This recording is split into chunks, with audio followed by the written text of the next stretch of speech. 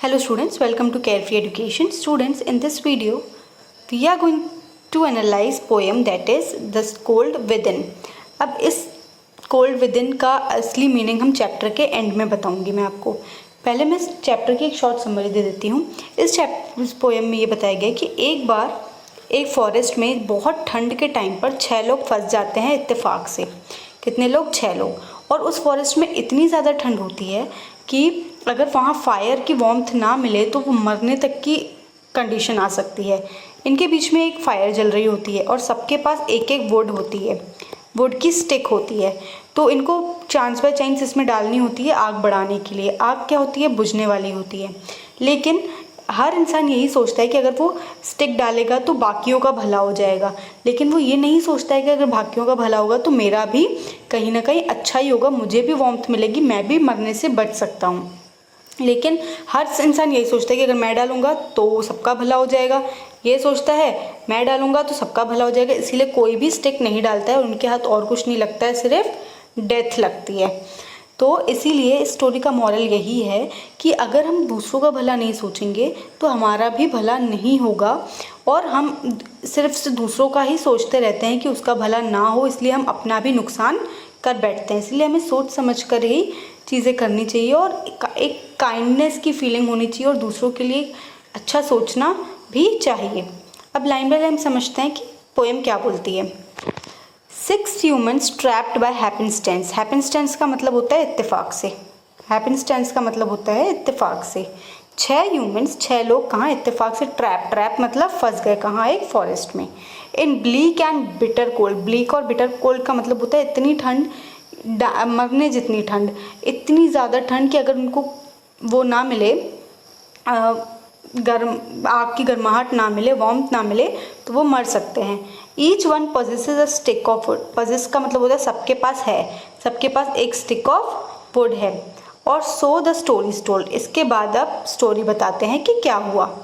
There is dying fire in the need of logs. Dying fire मतलब आग बुझने वाली है। In the need of logs. Logs का मतलब उसमें उसको लकड़ी की ज़रूरत है आग को बढ़ने के लिए। But the first one held hers back.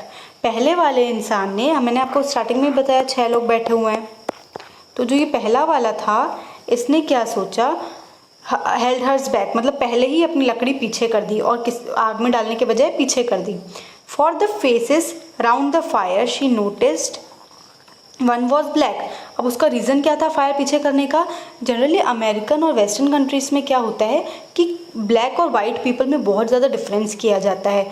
Black people को ज़्यादा इंपॉर्टेंस नहीं दी जाती है और उनके साथ डिस्क्रिमिनेट किया जाता है। तो उसको क्या है, इन 5 फेसेस में से एक फेस ऐसा दिखा जो ब्लैक था, तो उसको डिस्क्रिमिनेशन करना था। तो इसीलिए वो ब्लैक फेस के कारण क्या हुआ, उसने अपनी फायर नहीं डाली कि इसमें एक काला इंसान है उसको फ़ायदा हो जाएगा, तो इसीलिए उसने क्या की, अपनी आग में लकड़ी नहीं डाली। तो यहाँ डिस्क्रिमिनेशन किस बेसिस पे हुआ? कलर के बेसिस पे। यहाँ डिस्क्रिमिनेशन कलर के बेसिस पे हुआ। अब आगे बढ़ते हैं नेक्स्ट पैराग्राफ में। The next man looking cross the way.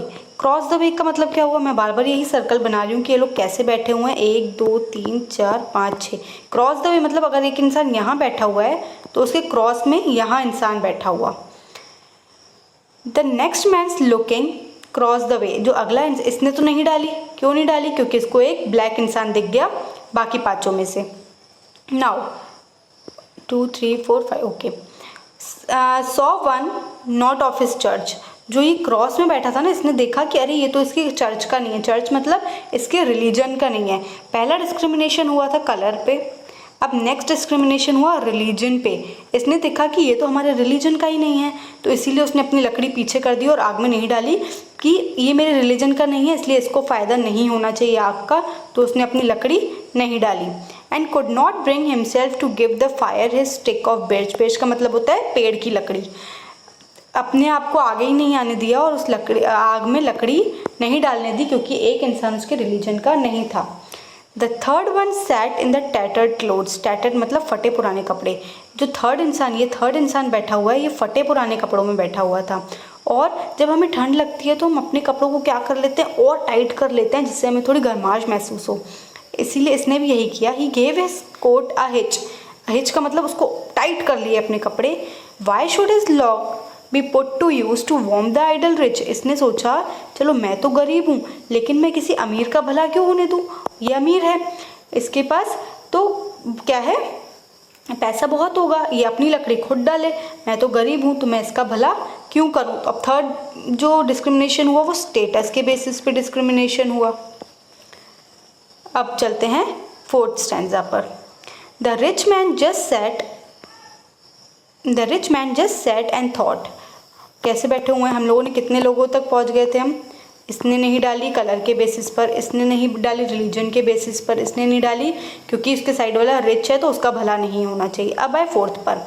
The rich man just set back and thought of the wealth he had in store and how to keep what he had earned from the lazy shiftless poor. अब इसने क्या सोचा कि अरे मैं तो इतना अमीर हूँ, मेरे पास इतना वेल्थ, मैंने इतना पैसा कमाया है और मैं इन लोगों के लिए क्यों कुछ करूं जो लेज़ी हैं और शिफ्टलेस पुअर हैं, जो इतने सारे गरीब बैठे हुए हैं, मैं इन लोगों के लिए क्यों कुछ करूं। अगला फिर से किसके बेसिस पे हुआ, स्टेटस के बेसिस पे हुआ। तो उसने क्या सोचा, जो ये इतने सारे गरीब हैं मैं इनका भला क्यों करूं, जो ये लेज़ी हैं, जो अपने लिए कुछ नहीं कर सकते हैं, उनका भला मैं क्यों करूं। तो इसीलिए उसने अपनी स्टिक नहीं डाली। Coming to the next. The black man's face the black man's face back spokes revenge. अब क्या हुआ था, फर्स्ट वाले पर्सन ने क्या किया था, क्यों नहीं डाला था, फर्स्ट वाले पर्सन ने क्यों नहीं डाला था, क्योंकि उसको एक कौन सा दिख गया था, ब्लैक पर्सन दिख गया था, तो उसको डिस्क्रिमिनेट करना था, उसको उसका भला नहीं होने देना था। तो अब जो ये ब्लैक वाला पर्सन है इसने सोचा अब मेरा रिवेंज लेने का टाइम है, इसने मेरे ब्लैक होने पर लकड़ी नहीं डाली, अब मैं भी नहीं डालूंगा। As the fire passed from this side from all he saw in his stick of wood was a chance to spite the white। अब उसके पास बदला लेने का पूरा मौका था कि अब इसने मेरे पास स्टिक नहीं डाली तो अब मैं भी स्टिक नहीं डालूंगा। जब इसने मेरी ब्लैक कलर के बेसिस पे डिस्क्रिमिनेट किया, मेरा भला नहीं होने दिया, तो मैं कैसे होने दूँ। तो स्पाइट द वाइट मतलब अब पूरे उसको मज़ा चखाने की बारी अब उसकी थी, तो इसलिए उसने भी नहीं डाला। द लास्ट मैन, अब जो सिक्स्थ पर्सन था, the last man of his fallen group, fallen मतलब जो आखिरी ग्रुप का आखिरी इंसान था, पूरे ग्रुप का 6 लोगों का आखिरी इंसान था। Did not except for the gain, उसने सोचा जब सबने ऐसे ही किया मेरे साथ, किसी ने भी नहीं डाला, तो मैं किसी का भला क्यों होने दूँ। जब किसी ने मेरे बारे में नहीं सोचा तो मैं किसी का भला क्यों होने दूँ। Giving only to those who gave was how he played the game. उसने गेम कैसे खेला, जिसने मेरे लिए डाला मैं सिर्फ उसी के लिए डालूंगा। तो इन शॉर्ट 5 ने उसके लिए नहीं डाला था तो उसने भी किसी के लिए नहीं डाला। तो इन शॉर्ट 6 के 6 किसी ने भी स्टिक नहीं डाली और वो आग बुझ गई। Their logs held tight in the dead's still hand। अब जो लॉग उन्होंने संभाल के रखे, जो लकड़ियाँ संभाल के रखी थी, वो कुछ नहीं, उनके हाथ में सिर्फ क्या आया लास्ट में, डेथ आई। Was the proof of human sin.